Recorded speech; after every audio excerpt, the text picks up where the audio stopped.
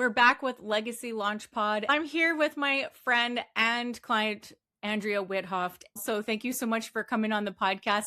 What I love about her business and what we're going to dive into is she's had kind of an evolution of what she does. I mean, she really is a personal brand, but she's done courses, she's done physical products. And I happen to be a huge fan of your products because I ate a lot of them. And she has this whole background in, well, I'll let her tell you, what is your background? What are the things that you've done? What are the products? And what did I eat a lot of? So I'm a nutritionist. Basically, me and my husband had so many businesses together. And then once COVID hit, we shut down our restaurant. We just did a home business and I had a baking business. So yeah, it was all keto, paleo, very low inflammation. And we just started doing farmers markets. And also my husband would deliver all around Vancouver area. And yeah, it kind of exploded during COVID. And then I got pregnant, and it was a pivot for me because I loved my business, but I also was working 18 hours and I couldn't sustain it anymore. So I actually met Leah right when I think had my second.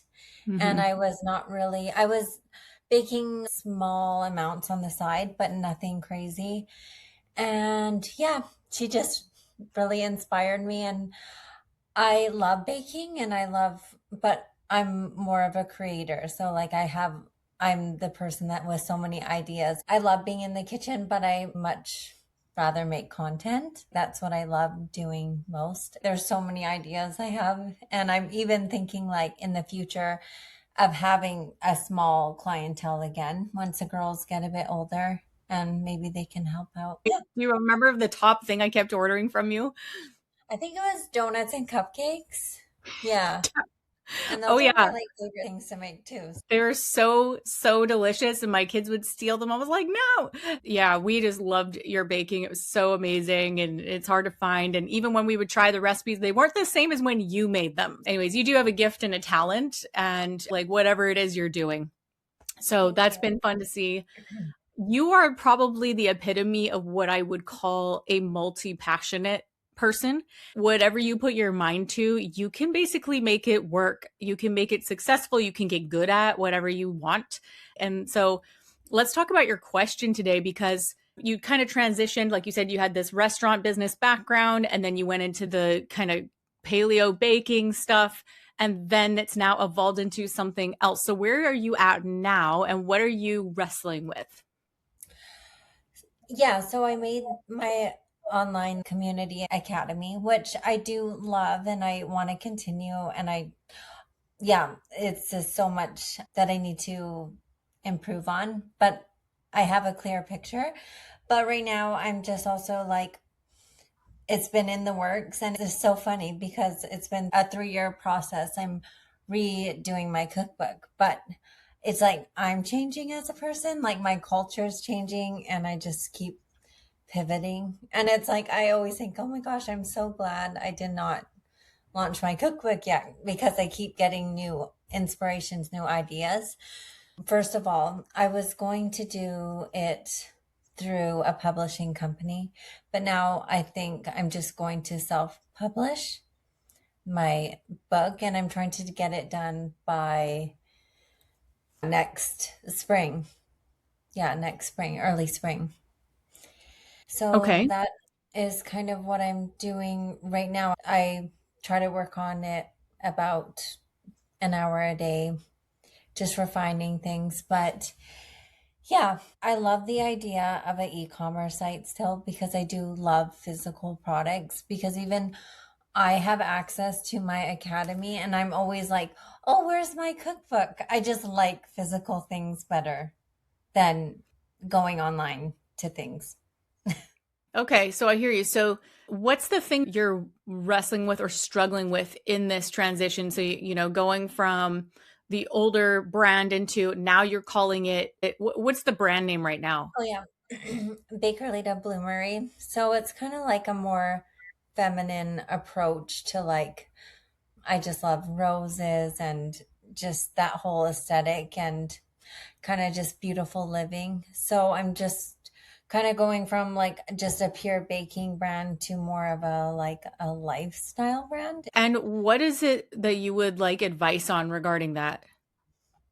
I guess, yeah, I'm such a, like you were saying, I have an idea and then I built this online thing and then I get so excited about the next thing that I just don't even continue doing that thing to my full capacity anymore. I'm just like, oh, whatever, I'm just going to move on to the next. But I just want to build them as a whole, like learning. I don't even know how I would structure. Yeah, you're so good at it, like being on top of like you're writing a book right now, you have a candle company, your legacy launch pad. I'm like, I don't know how you balance it all.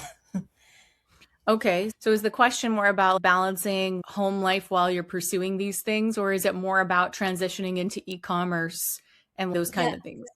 yeah, it's like I don't want to just have my online community, but I just want to learn how to flourish them both into one kind of thing. That part is easy because if you're a personal brand, you can sell anything and you can make any pivot you want, and you have people who are already fans of what you do. So you've already got that foundation and you've done a really good job with it. I mean, even when you were just Bakerita, it was all about baking. It was about more than that already because your Yeah. messaging was really strong on why do we have these traditions, or why make a cake and make it beautiful? Like, why not just make the cake?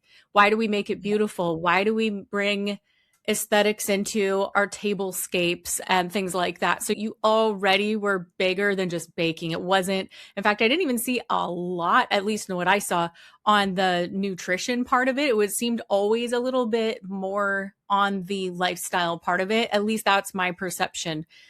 And so you've already done a good job, and you have, I think, a core base of people. And I know you try to do some courses on like baking and stuff. And did it seem like there just wasn't a ton of demand for that, or what did you find? Like I definitely could improve on the whole course and membership, but I also maybe I'm just trying to think about myself too. Like now, when I more think about it, I needed to do more deep dive research on it before I went fully in. But I'm still happy I did it because it's taught me a lot. But yeah, I definitely think that there isn't like a huge demand, but I feel like, I don't know, there's always demands on like, I just don't want to be another person that puts out a cookbook that's just very generic, like, oh, Mhm. another paleo keto cookbook. Yeah, my idea is so much more than that. So now I'm just trying to sell in a way that I'm not just selling a cookbook, I'm selling an experience, a world that they're stepping into, and it Well, prepares them for cultivating a home of beauty and tradition and wholesome baking, basically. yeah, that's smart that you're thinking much bigger than just, yeah, the market is already really saturated, It's as so you know. saturated. Yes, with all the keto paleo cookbooks and all the things, like everybody has a cookbook, but if you make it more, you do have what I would call the blue ocean, where the red ocean is like the shark infested waters of competition, right? The keto paleo side of things is very red ocean, but with you combining that with the timeless traditions and beauty and homemaking and all that stuff, that is really, because you do such a good job with the presentation of it. Like that, you're really gifted at presentation. That's the difference, because there are people who are into more the homesteading, homemaking side, but they are not necessarily good at presentation. You're like amazing at the everything from the photography that you do. So yeah, in terms of lifestyle brand, you just keep building that. But in terms of moving into the e-commerce side of things, it can be a lot of fun. I think the thing you really want to go back to in the Legacy Launchpad program would be, what is the flagship product that you really want to be known for? It's really hard to build a brand if you're just basically a gift shop. If Yes. you're just a gift shop that has all kinds of things, it's harder to get put on the map when we go to do advertising or we go to do something to really blow it up. We really want to know what is the flagship product that if someone's coming to the store, this is the thing that we know is a bestseller. It's their first purchase that's going to lead to the second, third, fourth, fifth purchase. So we really need to determine what is that flagship offer. And I think you're already on Shopify, so that's good. But we've got to have a customer journey, and that customer journey is what's probably missing in where does someone begin and then where do they go next. And typically want to have a flagship product or offer. It could be a bundle that's like a value, like could be if it was samplers of something, or if it is like a product that you just, what is that product? If it was going to go viral, like what is it, And so there's a little bit of, if you're not sure, there's two sides. There's our side, and then there's what the market tells us, right? So our side would be, what do I want to be known for? What does my brand want to be known for when it comes to physical products? And then there's what does the market want and what is the market telling me? Because I can want them to buy a specific product, but if the market doesn't buy it, they don't want it. I can't make them buy it, right? We can't force our will on the market. The market is always right. And so the trick is, this is the whole Legacy Launchpad method, which is the test and validation, and then pre-orders, and then amplifying it. Then we get into advertising and things like that because we already know it's working. And so that would be a question I put back on you, would be, if, let's say, you can't have 20 products at first, what would be the one that you were like, someone thinks of Bakerita Bloomery and they're like, oh, yeah, I saw that store online and I bought that blank. What would that be? Do you know what it would be? Right now, I'm thinking it would just be my first cookbook, my first volume that I'm creating right now. And it's not one product forever. What it is an entry level product, right? It's the first product. And here's the thing I find about books, and because I do work with a lot of authors, and so a cookbook is a form of, you are an author. It's just of a different type of thing, different content. I work with a lot of authors, and here's the problem with cookbooks being, and I have a lot of clients who do write recipes and things like that, with this being the main product, is it's such a low cost product. It's such a low priced product. And then the margins aren't. Just purchase it once. They purchase it once and then they have it and they never need to purchase it again. And it's low retail price and it's low margins. And they buy it once. And it's like, if you buy a t-shirt, you don't have to there's no subscription. There's no way to keep them buying. So this is the one issue with that. To me, a cookbook is a lead magnet, really. It's a lead magnet to something bigger, something better, something that is the thing that's more of like what gets them in the door. But what comes next after that? That's my question. And so this is with all authors that I work with. So when I work with fiction authors who have 3 to 9 books, I have a private client right now who she's got 9 books. The issue is books don't cost very much, like $20 for a book. And so we can't run $1 million business out of the gate on $20 books. We have to get it as close to the $100 mark as we possibly can. So they might come and put one book in their cart, but by the time they get to checkout, there's $100 to $150 in their cart because we have something else, or we lead with something more premium out of the gate, and it capitalizes us to be able to put it into advertising so we can blow that up. So that's my only issue with a cookbook being like the main thing, is to me, you could talk about the cookbook and they come there for the cookbook, but then they see a better offer. Like, is it a supplement? Is it, I don't know what, like usually nonfiction leads to some kind of coaching or courses or something. There's got to be something on the back end of that, or other products. So that's probably going to be the thing you'll have to be chewing on and thinking about. I'm here to more like turn your wheels than to like give you this is the answer and you have to do it like this. I just want to get you thinking in the right direction, because I think it'll come to you. It will. Yeah, there's so many other products, that I've been thinking about. But yeah, I need to do the validation phase and do everything so strategically this time. Yeah. And ideally, we have a product that is, I would love to see you have a product that's more premium. And premium can mean anything, right? It depends on the industry and it depends on the type of product. Like in my industry, in the candle business, premium might mean $40, $50 for a candle. That's expensive. That's premium for candles. But in the world of coaching or something, premium is not even $5,000 to $10,000. That's not even considered really high ticket. High ticket is like, depending on the circles you're in, like 15,000 and up, maybe. Some people think it's even higher. So premium in your industry, in e-commerce, is also going to depend on the category of product. All I can tell you is if you have the choice of selling to poor people or rich people, always pick rich people. They will be happy to buy your premium product, your boutique product, your product that has an experience that sets it apart, and charge a premium and solve their problems over worrying about being super affordable and stuff like that. Try to choose something and you'll put your touch on it. You'll put your unique packaging where it really feels and is very premium.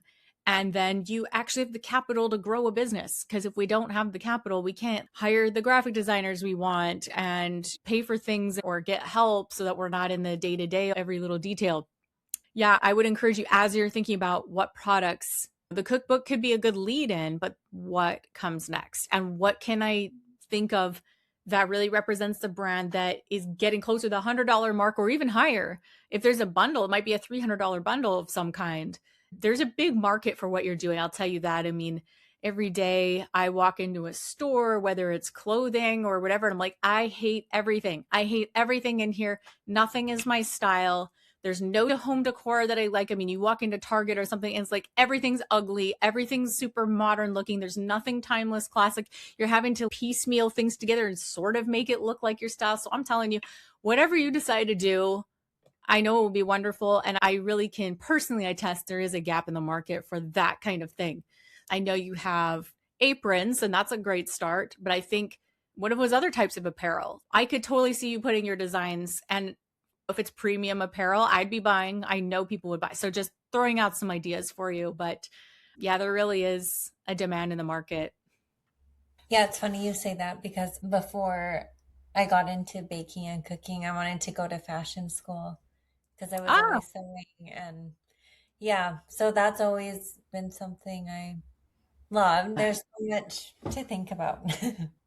yeah. And I would just say keep building your personal brand. One thing that I can tell you that I've been learning recently is to really don't be afraid of getting very, very specific about what your brand represents. And that means not just your personal values, it's not just what you're for, it's also what you're against.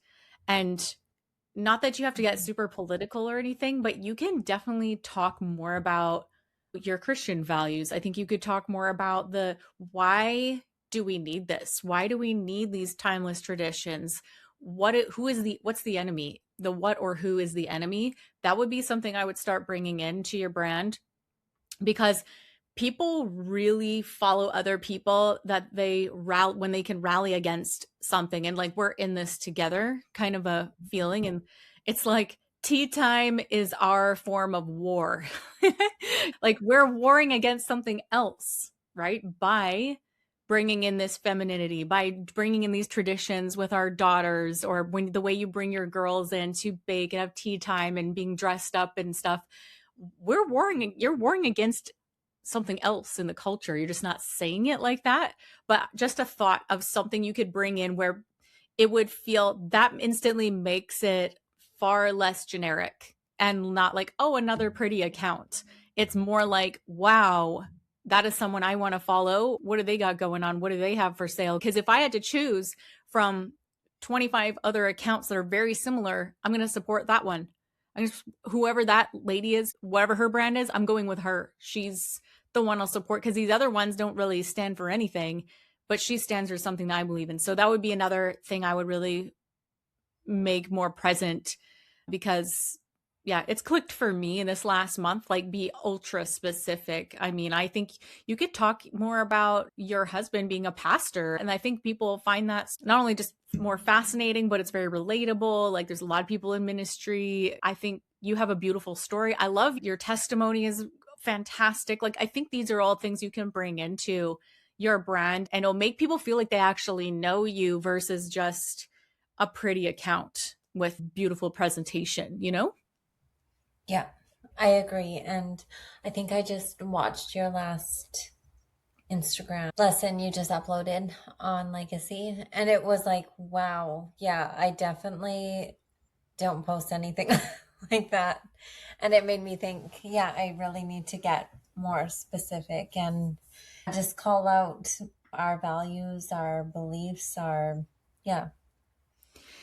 And when you do that, it's a little bit unnerving at first because you're like, I don't really, mostly I think the fear that crosses my mind and that probably other people have is I don't want negative attention. Like, I really don't. I'm trying to stay in my positive, happy bubble right where I like it. And I don't want to attract the wrong attention. But here's something that I learned, and I learned it from, do you know who Gary North is? I don't know. Your husband might.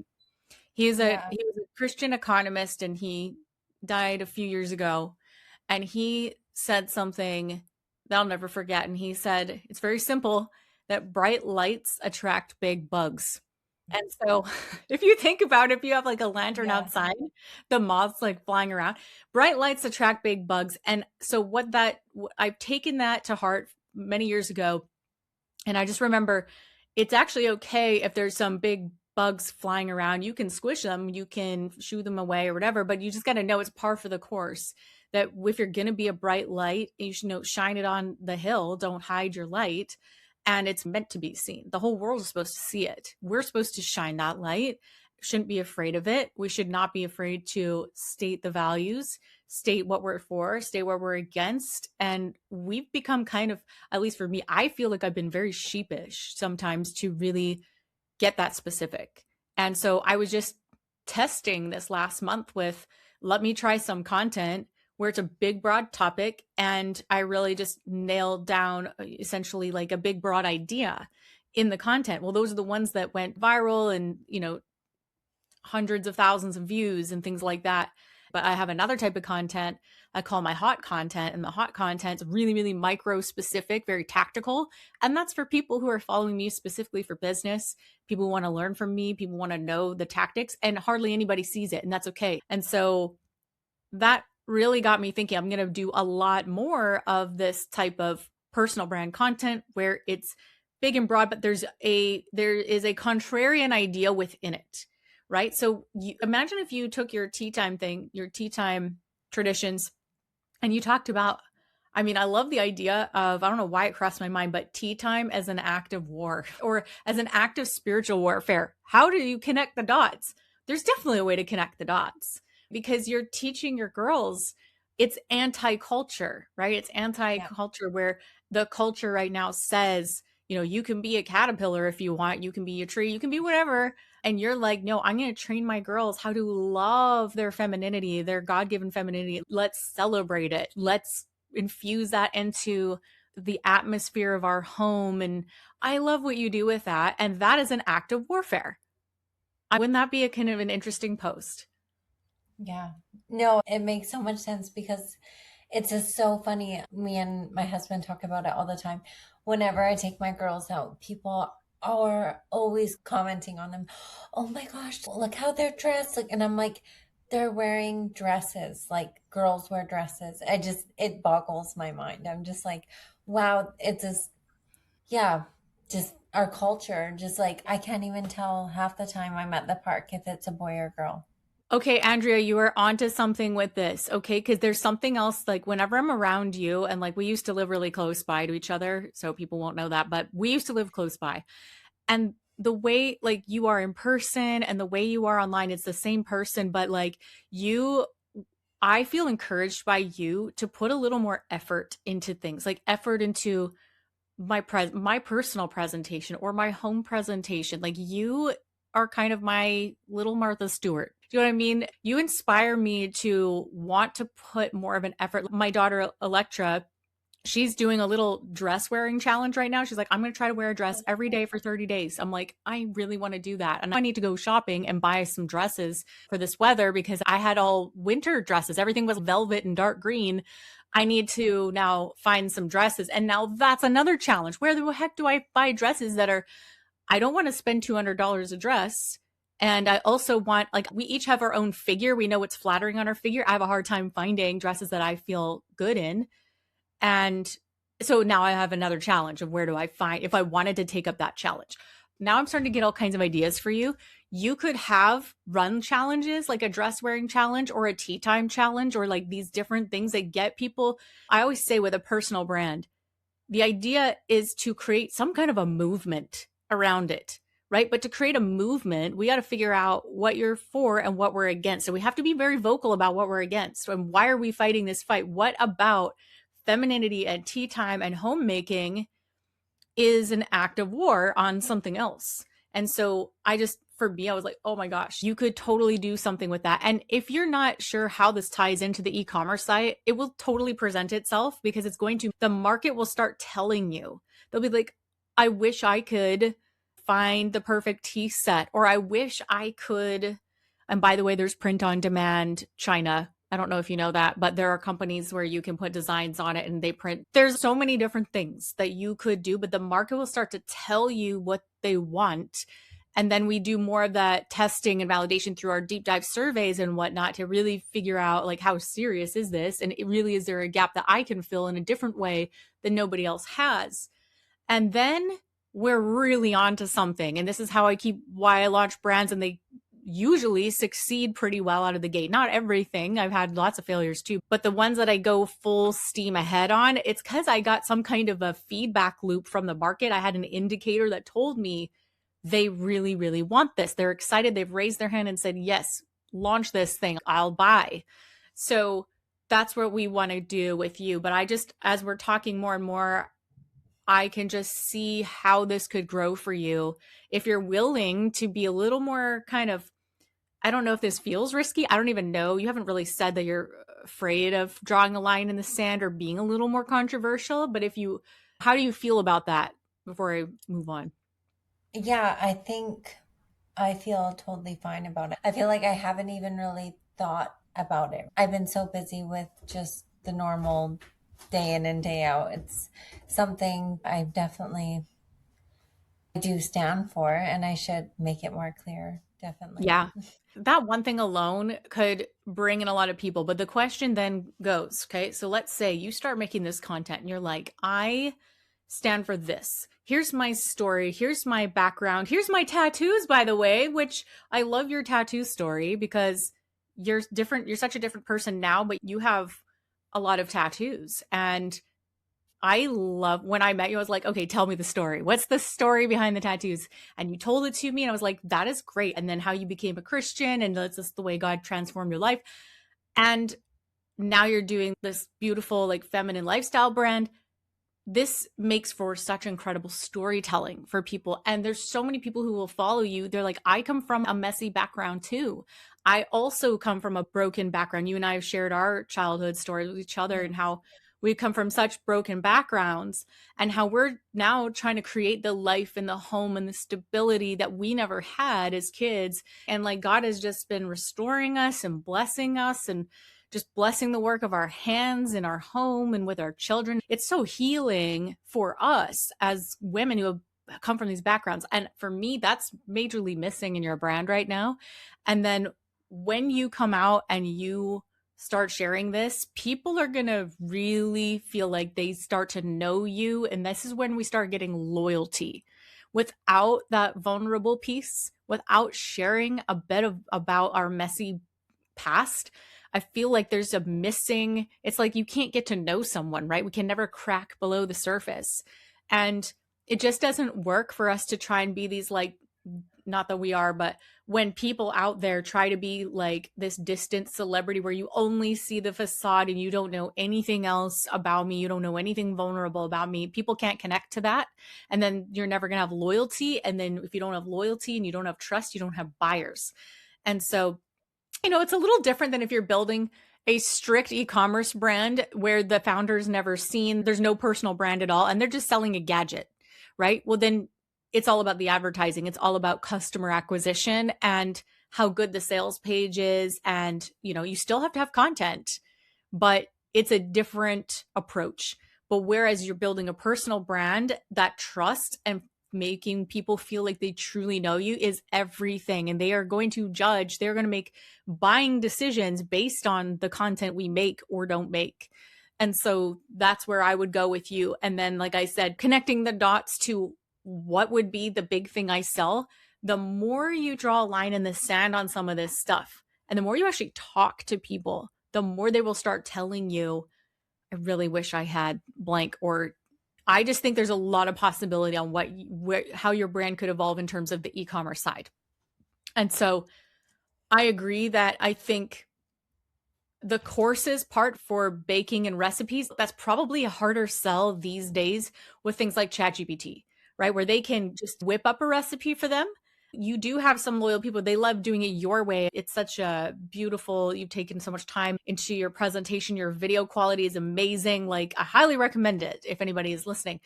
But what I'm finding in this AI world that we're in is people are not really valuing information. They are valuing implementation of things. So there's where the coaching and consulting comes in. They value experiences, both online and in person. So experiences that could be running challenges. It could be everything from connecting, like Bible studies, book clubs. They also value wisdom, right? Because it's not enough to just have information. Wisdom is about knowing what to do and when in the right order of things. And then they also value physical products, right? So the content should point back to what it is we are selling at some point. I'm hoping that I can just get your wheels turning on where this might lead. And I know you have so many ideas, but usually I find too with people when they have a lot of ideas and they constantly kind of are moving from thing to thing, it's usually because they feel like something didn't get the traction that they were hoping. And so they're moving to the next thing to see if they can get the traction. And when something really takes off, then they'll kind of stick with it. And that's fine. Sometimes it does take a lot of testing different things to kind of find, strike gold, so to speak. And so I think that personal brand leading to physical products is a fantastic bridge. And I think that that could work very, very well for you. Thank What are you. you thinking? There's so much to think about now, and just, so much of what you're saying is kind of like what I'm feeling like I'm putting into the content into my book, which is amazing. But yeah, just creating that content so people actually understand like the world I'm trying to create. Yeah, I love it. Awesome. Thank you. Yeah, my pleasure. Do you feel like, we didn't arrive at some big, huge, like, dude, this is the product, but do you feel like you have a little more clarity in what you're going to do next? Yes, definitely. Yeah, I see like so much more of like we I think, yeah, we've discussed before, but like in Legacy Launchpad, my content pillars and just all of those things it needs to be more clear and more controversial and more, yeah, no, I Mm-hmm. definitely have some great ideas. Okay, awesome. Well, I am going to be watching on your socials and seeing what you come up with, and DM me, let me know when you posted it because I want to go and support it. Like, even if it's just first sharing a bit about your background, like sharing some specifics or a story or something from your childhood or how he revealed himself to you or whatever it is, like that is so powerful. And people will be like, oh my goodness, thank you for sharing that. So I'm so glad that you got some clarity, at least some direction. And where can people find you on social media so they can go and follow what you're doing? Yeah, it's just Andrew, not Andrea, sorry, Bakerita Bloomery. Cool. Bakerita Mhm. Bloomery on Yeah. Instagram. Yeah. Instagram. Yeah. Thank you so much for coming on the podcast, sharing your story, and hopefully some people also get some clarity around like tying in personal brand to physical products and asking the right questions. That's really what this is about. I don't just come up with answers for people. My goal is to teach them how to think and which questions you should be asking so that you can lead yourself and come to the right conclusion. So, anyways, congrats on your new baby coming up, and I look forward to hearing about the news. And I'll text you the picture All when I right. find out what it is. Yes, Thank you so yes. much, Leah. So nice. Okay, talk to you later. Bye. Bye.